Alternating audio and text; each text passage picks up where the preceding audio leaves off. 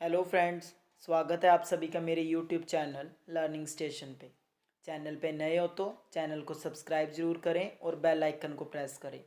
आज इस वीडियो में हम जिस टॉपिक के बारे में डिस्कस करने जा रहे हैं वो है टीचिंग ऑफ फिजिकल साइंस का यूनिट फर्स्ट का 4th chapter, teaching ads, classification of teaching ads and there description, importance of teaching ads in teaching physical science.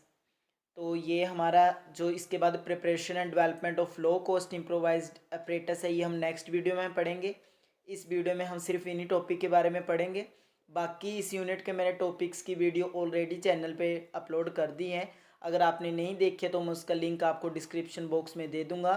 बाकी आप B.Ed 3rd semester teaching of physical science की play में जाके भी देख सकते हैं। तो शुरू करते हैं टीचिंग एड्स।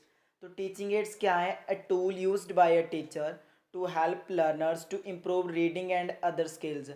कि क्या है? ये एक टूल है, ये एक सपोर्टिंग मटेरियल है जो एक टीचर यूज़ करता है अपने लर्नर्स की सहायता करने में कि उनकी जो रीडिंग्स है या कोई अदर स्किल्स है जो डूरिंग उनकी लर्निंग डेवलप होती है उनको क्या है इम्प्रूव कर सके।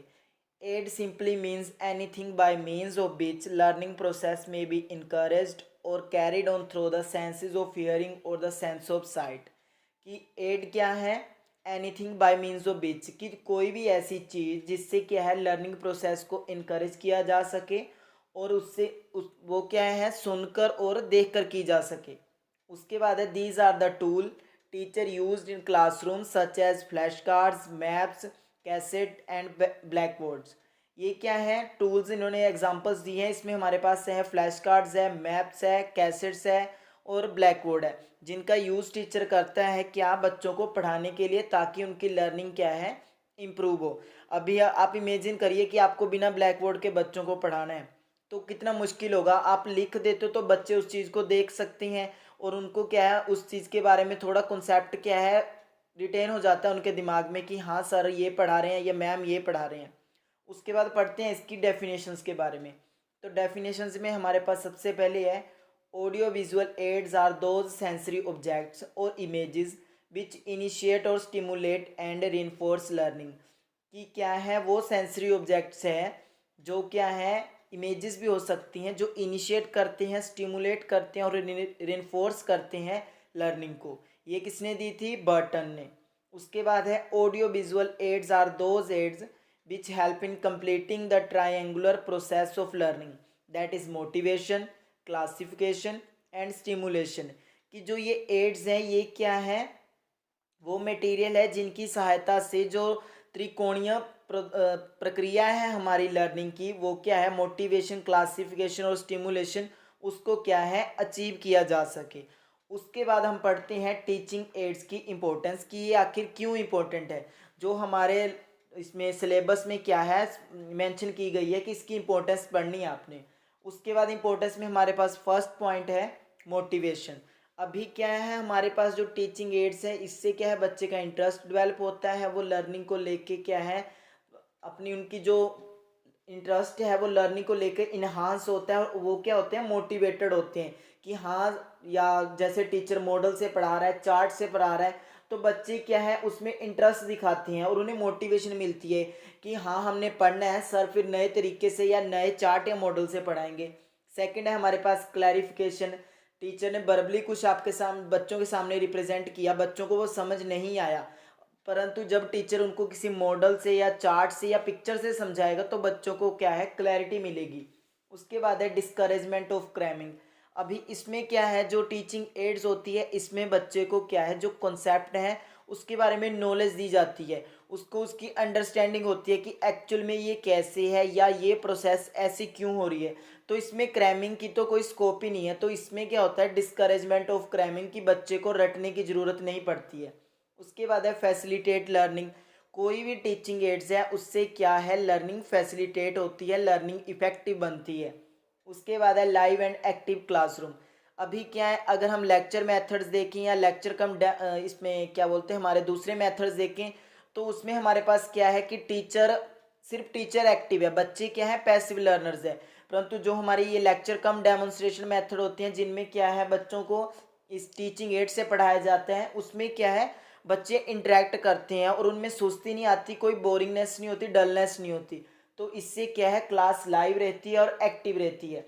उसके बाद 6th पॉइंट है अवॉइड डलनेस, वही जो हमने पढ़ा कि इसमें क्या है, बच्चों के साथ टीचर की प्रॉपर इंटरेक्शन होती है, बच्चे बड़ा इंटरेस्ट लेते हैं जब कोई नई चीज़ उनके सामने लेके आते हैं टीचर्स।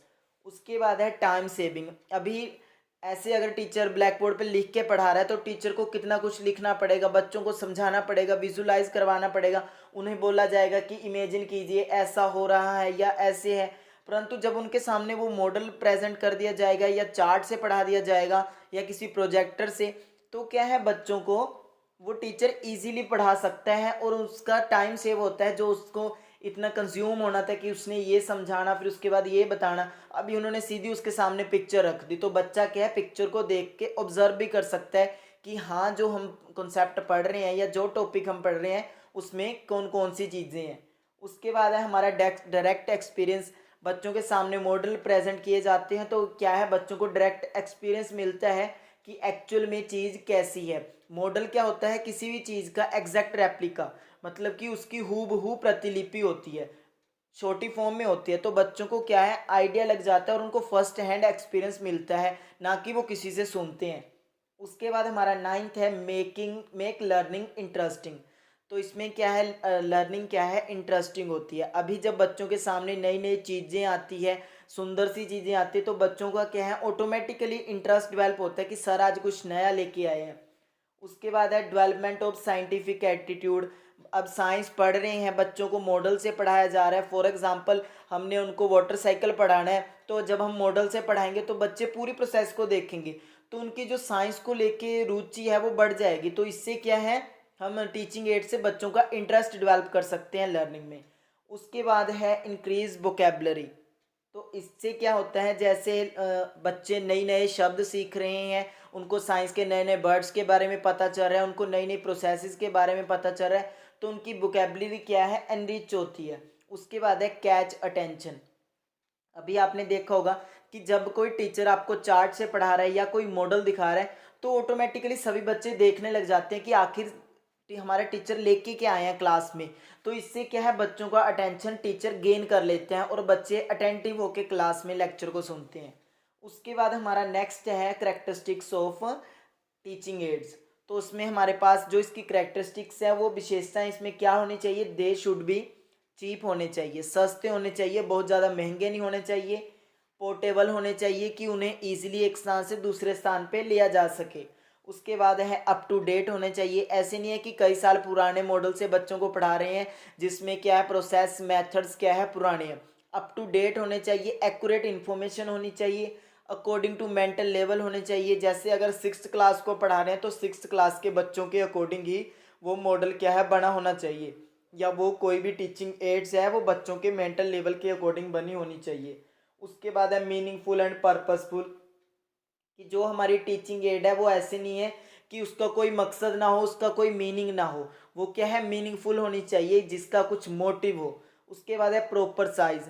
जो साइज होना चाहिए हमारी टीचिंग एड का, ऐसे नहीं है कि बहुत ही ज़्यादा बड़ा हो या बहुत ही ज़्यादा छोटा हो।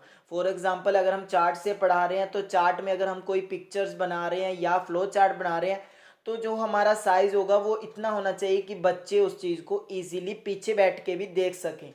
उसके बाद है simple and good in quality, कि जो हमारे टीचिंग एड्स होने चाहिए वो एक तो सिंपल होने चाहिए, उनमें कॉम्प्लेक्सिटी बिल्कुल भी नहीं होनी चाहिए, क्योंकि कॉम्प्लेक्स चीज़ों से बच्चा क्या है, कंफ्यूज हो जाता है। तो जितने ज़्यादा सिंपल होंगे और उनकी जितनी क्वालिटी अच्छी होगी, बच्चों का वो अटेंशन उतनी ज़्यादा गेन करेंगे। उसके बाद है एक्यूरेट होने चाहिए, एक्यूरेसी होनी चाहिए। अभी बच्चों को हम एग्जैक्ट किसी चीज़ का रेप्लिका दिखा रहे हैं, किसी चीज़ की प्रतिलिपि दिखा रहे हैं, तो वो सेम टू सेम उसके जैसी होनी चाहिए, उसकी जैसी वो एक्यूरेट होनी चाहिए। फॉर एग्जांपल हम बच्चों को ट्री के पार्ट्स के बारे में पढ़ा रहे हैं, तो ऐसी नहीं है ना कि हमने ट्री कोई ऐसे ही ले लिया, तो मतलब कि जो एक्चुअल में है, जैसे उसकी टहनी होगी, उसके पत्ते होंगे, उसकी जड़ें होगी, उसका तना हो गया, तो प्रॉपर साइज प्रॉपर शेप्स में होना चाहिए और प्रॉपर उनकी ब्रांचिंग क्या है, होनी चाहिए। उसके बाद है अकॉर्डिंग टू द टॉपिक, कि जो हमारी टीचिंग एड्स है वो टॉपिक के साथ रिलेटेड होनी चाहिए, उसके अकॉर्डिंग होनी चाहिए। ऐसे नहीं है कि आप बच्चों को पढ़ा रहे हो पीरियोडिक टेबल और आप ले आओ इलेक्ट्रिसिटी से रिलेटेड मॉडल, तो जो आपका टॉपिक है उसी से रिलेटेड आपका क्या है, टीचिंग एड होना चाहिए। उसके बाद है हमारे प्रिंसिपल्स।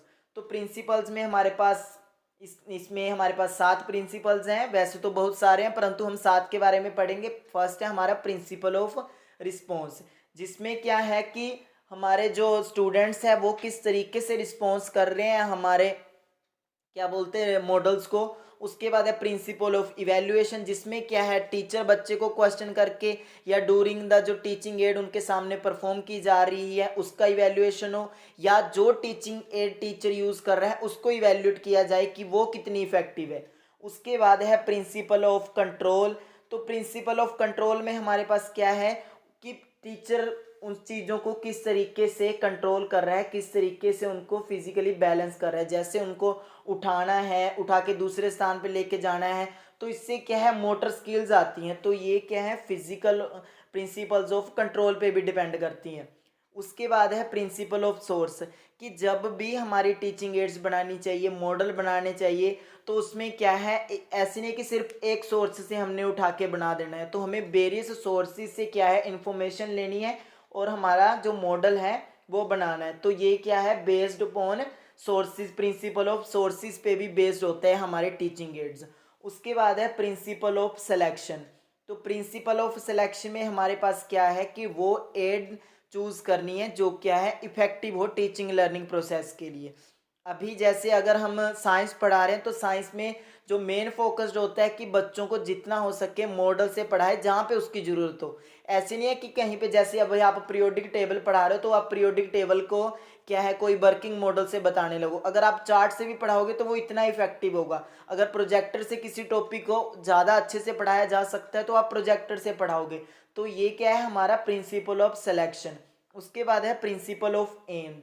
तो एम से क्या है कि टीचर जब भी अपना क्या बोलते हैं लेक्चर देते हैं तो उससे पहले क्या अपने ऑब्जेक्टिव्स और एम सेट करते हैं।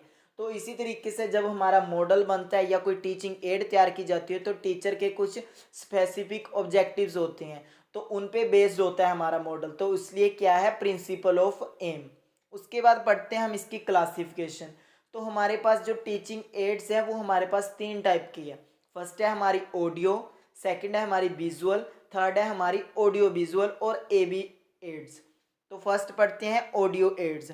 ये क्या है the instructional devices through which message can only be heard are known as audio aids, जिसमें क्या है जो बच्चों को मैसेज दिया जा रहा है, जो इन्फॉर्मेशन दी जाए वो वर्बली दी जा रही हो, तो वो क्या होते हैं हमारे ऑडियो एड्स। इसके एग्जांपल्स है tape recorders, radio, telephone. Second है हमारा विजुअल एड्स।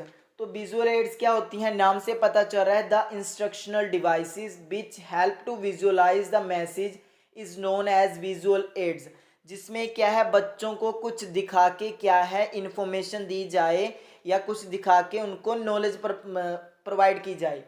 तो विजुअल एड्स हमारे पास 2 तरह की होती है, प्रोजेक्टेड विजुअल एड और नॉन प्रोजेक्टेड वीडियो एड्स। जो हमारी प्रोजेक्टेड विजुअल एड है वो क्या होती है प्रेजेंटेशन टाइप, जिसमें हमारे पास स्लाइड्स आ जाती हैं, ओवरहेडेड प्रोजेक्टर्स आ जाते हैं, पावर पॉइंट स्लाइड्स आ जाती है। उसके बाद हमारी है नॉन प्रोजेक्टेड विजुअल एड्स, जिसमें हमारे पास ये डिस्प्ले टाइप की होती हैं। इसमें हमारे पास है पोस्टर्स, हमारे पास है चार्ट्स, हमारे पास है ग्राफ्स, मॉडल्स और चाकबोर्ड। इसमें क्या है ये जो दोनों एड्स हैं ये क्या है बच्चों को पहले दिखा दी जाती हैं, उसके बाद उनको उसके बारे में बताना शुरू किया जाता है। जो हमारी प्रोजेक्टेड या नॉन प्रोजेक्टेड है डिपेंड करता है जैसे हम किस किस मॉडल से पढ़ा रहे हैं, किस चार्ट से पढ़ा रहे हैं या कौन से टॉपिक से रिलेटेड पढ़ा रहे हैं। उसके बाद है audio visual aids, aids that can be both heard and seen. ऐसी एड्स जिनको देखा भी जा सके और सुना भी जा सके। In this type of aids message can be both heard and seen simultaneously are known as AB aids, जिनमें जो मैसेज है जो नॉलेज टीचर इम्पार्ट कर रहा है उसको सुना भी जा सके और उसे देखा भी जा सके। जो मैसेज बच्चों तक टीचर पहुंचाना चाहता है, फिर चाहे वो प्रोजेक्टर की हेल्प से हो, चार्ट की हेल्प से हो या मॉडल की हेल्प से हो। इसकी एग्जांपल है प्रोजेक्टर टीवी एवी एड्स, जैसे जो कि हमारे पास है वीडियो एंड सिनेमा। तो ये थी हमारी टाइप्स ऑफ एड्स और क्लासिफिकेशन ऑफ एड्स। उसके बाद है एडवांटेजेस। तो टीचिंग एड्स की एडवांटेजेस क्या है? स्टिमुलेट द इंटरेस्ट, बच्चों के इंटरेस्ट को क्या है? स्टिमुलेट करती है। ग्रैस्प नॉलेज इफेक्टिवली, बच्चे जो नॉलेज गेन करते हैं वो इफेक्टिवली नॉलेज को गेन करते हैं। उसके बाद है विजुअल रीइंफोर्समेंट, बच्चों को जो रीइंफोर्समेंट प्रोवाइड की जाती है वो विजुअली प्रोवाइड की जाती है कि बच्चों को फीडबैक मिल जाता है कि जो वो गेस कर रहे थे या जो उनके दिमाग में क्वेश्चन था वो क्या है, सही था या गलत था, या जो उनका आइडिया था वो करेक्ट था या नहीं।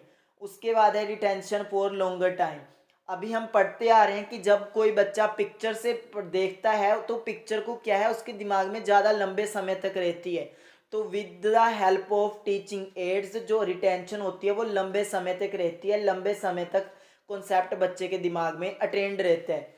उसके बाद है वैरायटी, तो वैरायटी में हमारे पास क्या है कि टीचिंग एड्स डिफरेंट काइंड्स की होती है, अलग अलग तरीके से बच्चों को क्या है पढ़ाया जा सकता है। रियल लाइफ एक्सपीरियंसेस, बच्चों को रियल लाइफ एक्सपीरियंसेस दिए जाते हैं। फॉर एग्जांपल हमने बच्चों को कहीं, जैसे एग्जांपल ले लेते हैं, हम ताजमहल की ले लेते हैं कि हमने बच्चों को ताजमहल के बारे में पढ़ाना है।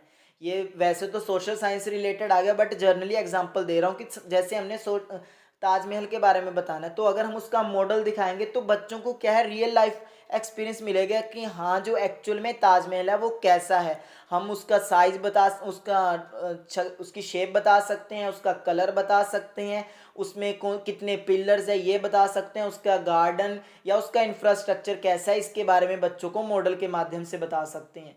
उसके बाद है मोटिवेट चिल्ड्रन, बच्चों को मोटिवेशन मिलती है। फर्स्ट हैंड एक्सपीरियंस, बच्चों को फर्स्ट हैंड एक्सपीरियंस प्रोवाइड किया जाता है। जैसे कि बच्चे अगर प्रोजेक्टर से देख रहे हैं तो ऐसे नहीं है कि प्रोजेक्टर देख रहे हैं उनको दिखाया नहीं जा रहा है, टीचर खुद देख रहा है उसके बाद बच्चों को समझा रहा है, तो बच्चों को डायरेक्टली प्रोजेक्टर से पढ़ाया जा रहा है तो बच्चों को क्या है फर्स्ट हैंड एक्सपीरियंस मिल रहा है। उसके बाद है इनकलकेट साइंटिफिक एटीट्यूड्स, बच्चों को क्या है इंटरेस्ट डेवलप हो रहा है तो उनमें साइंटिफिक एटीट्यूड्स आता है। टीचिंग इफेक्टिव बनती है, इंटरेस्ट डेवलपमेंट, बच्चों का इंटरेस्ट डेवलप होता है। तो ये थी हमारी एडवांटेजेस ऑफ टीचिंग एड्स। उसके बाद पढ़ लेते हैं हम लिमिटेशंस ऑफ टीचिंग एड्स। तो हमारा फर्स्ट है लिमिटेशंस में excessive use spoil teaching learning environment, कि जो अगर टीचिंग एड्स बहुत ज़्यादा की जाए यूज़ तो इससे क्या है जो हमारा टीचिंग लर्निंग इन्वायरमेंट है वो क्या है स्पॉइल हो जाता है। अभी अगर टीचर बच्चों को खुद से ना समझाए, सिर्फ टीचिंग एड से ही समझाए, तो जो हमारा टीचिंग लर्निंग इन्वायरमेंट होता है कि जिसमें बच्चों को और टीचर की इंटरेक्शन होती है, बच्चों की फिजिकल पार्टिसिपेशन होती है, टीचर बच्चों की इवैल्यूएशन करता है, तो वो क्या है वो सारा इन्वायरमेंट क्या है ब्रेक हो जाएगा। उसके बाद है only effective if used eight right moment, कि जो टीचिंग एड है वो तभी इफेक्टिव है अगर बहुत सही समय पर की जाए। फॉर एग्जांपल अगर टीचर आपको पढ़ा रहा है, टीचर ने आपको मॉडल से पढ़ाना था परंतु उस वक्त टीचर ने आपको मॉडल से नहीं पढ़ाया और उस कंसेप्ट को बच्चों को ऐसे ही पढ़ा दिया और थोड़े टाइम बाद क्या है टीचर वो मॉडल लेके आया, तो वो क्या है इतना इफेक्टिव नहीं होगा क्योंकि बच्चों ने ऑलरेडी उस चीज़ के बारे में एक कॉन्सेप्ट दिमाग में बना ली है और टीचर को उस कॉन्सेप्ट में दोबारा से मॉडल से पढ़ाना तो बच्चों के लिए वो थोड़ा डिफ़िकल्ट हो जाता है, तो इसलिए इतना ज़्यादा इफेक्टिव नहीं होता अगर इसको सही समय पे यूज़ ना किया जाए। शुड बी कैप्ट अननोन, एक की इसकी एक लिमिटेशन ये भी है कि इसको अननोन रखना पड़ता है। अगर बच्चों को पहले ही बता दिया जाए कि आपका ये प्रोजेक्ट है तो बच्चों का क्या है इंटरेस्ट रहेगा नहीं उस चीज़ में, बच्चों को पता होगा, वो क्यूरियस नहीं होंगे उस चीज़ को लेके, उनको पता होगा कि हाँ ये मॉडल है, ये ऐसा दिखता है। इसीलिए आपने देखा होगा कि जो मॉडल्स हैं और जो चार्ट्स हैं टीचर आपको बोलते होंगे कि उनको ढक के रखना है, ढक के लेके जाना है। ये इसलिए बोलते हैं कि बच्चों का क्या है जो अटेंशन आपकी तरफ हो और वो क्या है सिर्फ उसी पे ध्यान दे कि आखिर आज टीचर हमें क्या पढ़ाना चाह रहा है जो ये लेके आए हैं। अगर आप पहले ही उसे दिखा दोगे तो बच्चे वो चीज़ को देख लेंगे और उनका ध्यान सारा का उसी पे रहेगा और इतना इंटरेस्ट डेवलप नहीं होगा जो हमारी टीचिंग उस वक्त हमने क्लास में करनी है। उसके बाद है सम आर कॉस्टली, अभी क्या है जैसे हमारे ये वीडियोस हो गई, सिनेमास हो गए, ओवरहेडेड प्रोजेक्टर्स हो गए और कई बार मॉडल्स भी क्या है थोड़े एक्सपेंसिव हो जाते हैं और इनकी कॉस्ट ज़्यादा होती है, तो कुछ टीचिंग एड्स क्या होते हैं कॉस्टली होते हैं, तो ये भी क्या है इसकी एक लिमिटेशंस। तो ये थी हमारे पास लिमिटेशंस ऑफ टीचिंग एड्स।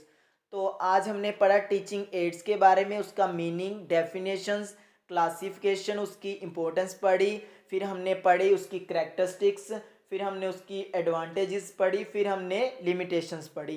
तो आज के लिए इतना ही था। वीडियो अच्छी लगी हो तो चैनल को सब्सक्राइब करें, वीडियो को शेयर करें। Thanks for watching.